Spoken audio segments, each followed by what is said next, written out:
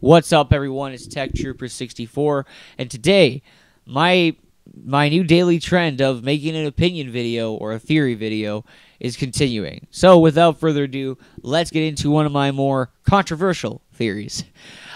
This is talking about we are behind one generation. Let me explain. So back in 2006 and 2005, this was where the 7th generation, the PS3, the Xbox 360, and the Wii started. Okay, so we remember that time. Wii Sports, Halo, Gears of War, all that good stuff was released in 2006, 2005, whatever. But what am I talking about when I say we're one whole generation behind? Well, here's a little story. Every generation of consoles usually lasts 4 to 5 years. And it's not a Nintendo thing, it's not a Sony thing, it's not a Microsoft thing. It's literally 5 years for all consoles. No matter how you spin it, it's 5 years. Now, the Xbox 360 and the PS3, unfortunately, lasted a lot longer than that. And that's a bad thing. It changed the industry in a way that not a lot of people expected.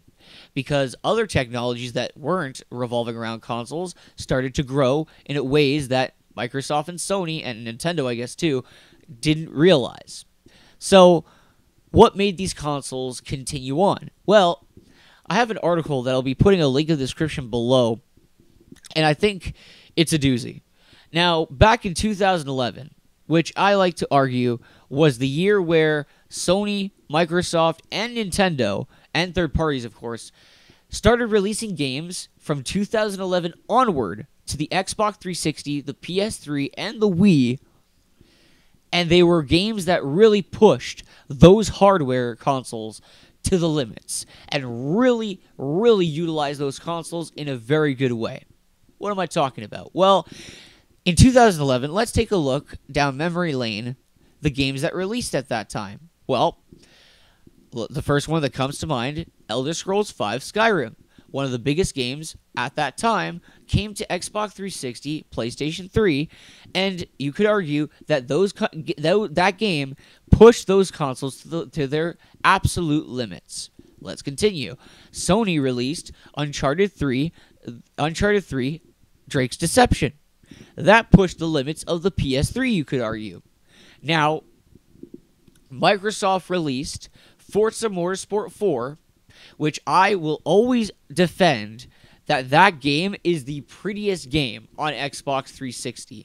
If you ever want a game to really demonstrate how good the Xbox 360's graphics were for its time, that game is perfect for it. But anyway, what about Nintendo?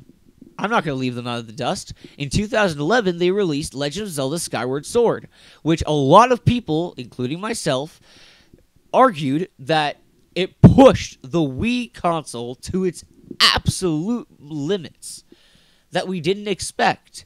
Let's continue. Mass Effect 3 also pushed those consoles to those limits.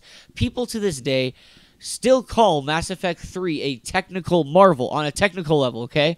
I know Mass Effect fans, you have a grudge against Mass Effect 3, but I'm talking on a technical level.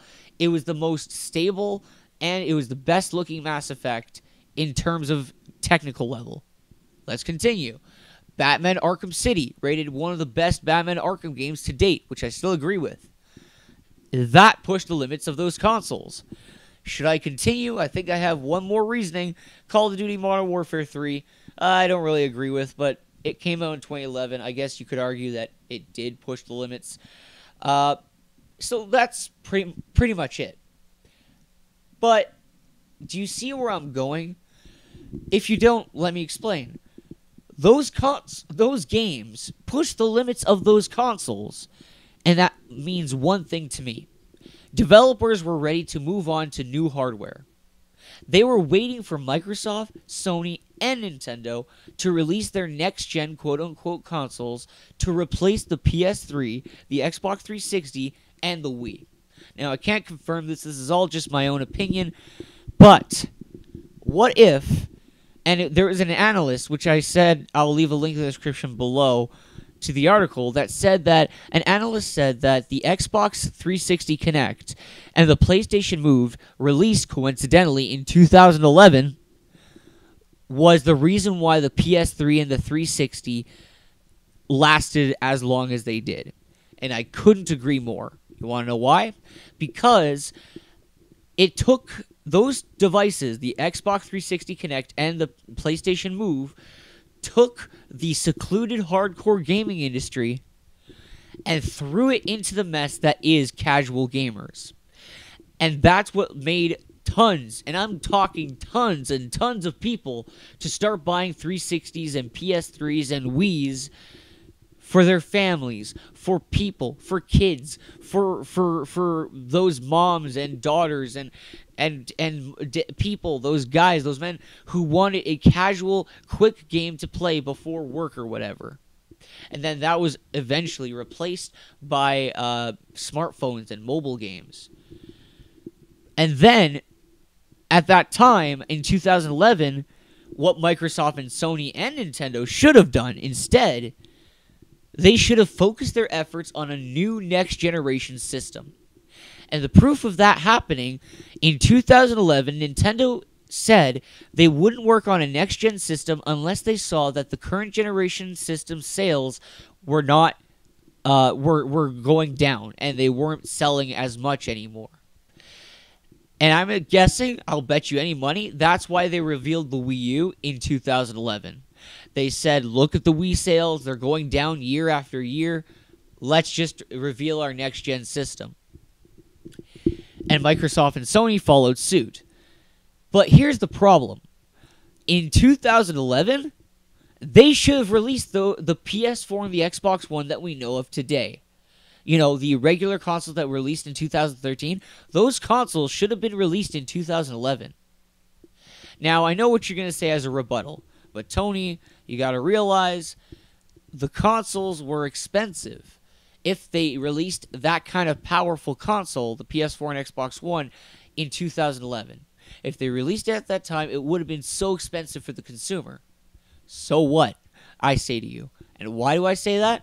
Let's take a look at the evidence. When the PS3 launched, it launched at $600. Do you want to know how many people bought it? 3 million, roughly. That's me basing it off the top of my head. Do you want to know how much the Xbox One was at launch? $500. And do you want to know how many people bought it? Around 3 million. And finally, the PS4 is arguably $400 at launch, and that was expensive, yeah, for the time. And how much did the Xbox 360 launch when it came out? $400. So what's your point? Consoles or next-gen consoles will always be expensive.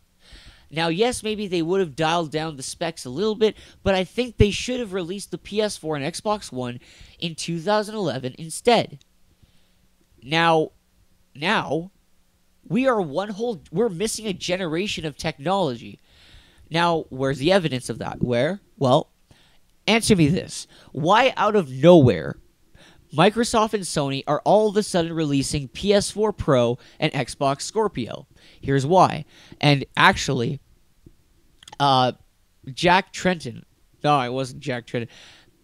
Andrew House. Sorry, I couldn't think of the name for a minute there. The head honcho of Sony said, we are making PS4 Pro to compete with PC gaming. He just said it. It's because I think they realized, Sony and Microsoft, that in 2013 when they released the PS4 and Xbox One, oh shit, we screwed up. Our consoles are not as powerful as PCs. Well, shit. What do we do to compete against PC? For the first time ever, PC is giving us competition. What do? I know, let's release more powerful hardware so then people can buy that more powerful hardware. And thus enter the PS4 Pro and the Xbox Scorpio. Those consoles were designed to be the original PS4 and Xbox One. Actually, if we're being specific here, they should have been the PS5 and the Xbox whatever. And the PS4 and Xbox One that we know of today should have been released in 2011. Now I know what you're going to say. This theory sounds good, but what about Nintendo? You're missing one of the big three. Okay, let's talk about Nintendo then. Didn't they do the exact same thing, guys? Let's take a look. In 2012, Nintendo released the Wii U. It was an utterly failure of a console. I love the Wii U. It's a good console if you ask me. but it was poorly marketed. It didn't have enough games at the right times. It had droughts of games. So what did Nintendo release? Well, shit. Our console failed. Let's release a Nintendo Switch. And the Switch released, and mark my words, on the day that the Switch was revealed on Twitter, I was reading comments. People were saying the same thing. The Switch is what the Wii U should have been. So it kind of falls in line with my theory. The Switch is a mid-generation upgrade console like the PS4 Pro and the Xbox Scorpio. That's why we're receiving so many Wii U ports on Nintendo Switch. It's because that console is what the Wii U should have been. Do you see what I'm trying to get at now? Do you see the whole gaming industry is way behind? We're one whole generation behind. But that's just my opinion. That's one man's opinion. I want to know what your guys' thoughts are on my theory that we are one whole generation behind. We're missing a generation. We should be in the 9th generation, but we're in the 8th generation because of the stupid Xbox 360 Connect and the PlayStation Move. Thanks, Microsoft and Sony. You done fucked us all. This is Tech Trooper 64 signing off. I want to see what you guys think. Be sure to tell me in the comments down below your thoughts. And don't forget to subscribe and like this video if you enjoyed it. I'll see you guys next time. Peace.